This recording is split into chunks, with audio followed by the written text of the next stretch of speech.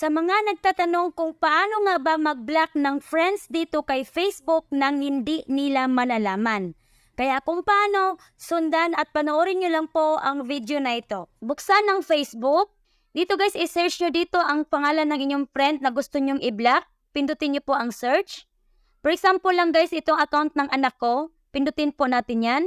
Ayan guys, kung nakikita nyo, friend kami sa Facebook. Ngayon, kung gusto nyong i-block ang inyong friends dito kay Facebook na hindi niya malaman, pindutin nyo lang po ang tatlong dot sa gilid at pindutin nyo po ang block. Take a break.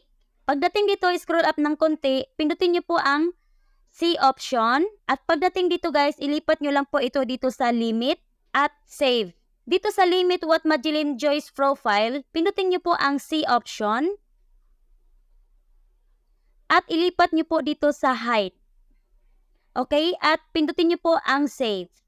At keep privacy settings, pindutin nyo po itong save. Ayan guys, para na rin po siya naka-block sa inyong mga Facebook account dahil hindi nyo na po makikita ang post ng inyong bawat isa.